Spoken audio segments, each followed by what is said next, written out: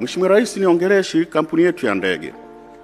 Mheshimiwa Rais, kampuni ya ndege Tanzania ATCL imeendelea kupata hasara ambapo kwa mwaka wa fedha 2024-2025 ilipata hasara ya shilingi bilioni 191.19 ikiwa ni ongezeko la 108% na hivyo kufikisha jumla ya hasara tangia lianzishwe ya shilingi bilioni 748 licha ya kuendelea kupokea ruzuku za serikali kwa ajili ya mishahara na gharama za uendeshaji.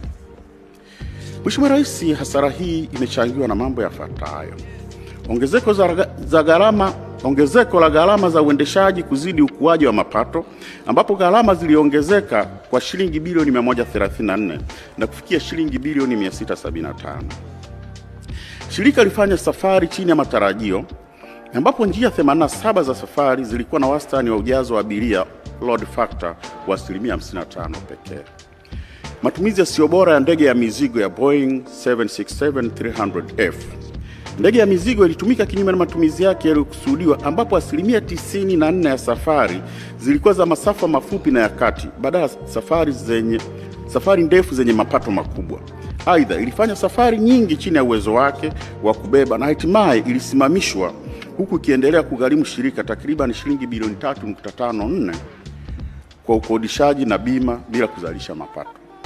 Kwa jumla, hali hii inaonyesha changamoto za kimuundo na kiutendaji zinazoendelea kuathiri ufanisi na uendelevu wa kifedha katika shirika hili. Udhaifu wa mifumo ya udhibiti umepelekea malipo ya shilingi bilioni 20.61 kwa mawakala bila kuthibitishwa kuwafikia abiria, pamoja na marejesho kwa abiria kutokana na kusitishwa na kuahirishwa kwa safari, yani refunds, za shilingi milioni 310.57 yaliyofanyika bila uthibitisho wa nyaraka. Mheshimiwa Rais, ninaamini shirika letu lina nafasi ya kutengeneza faida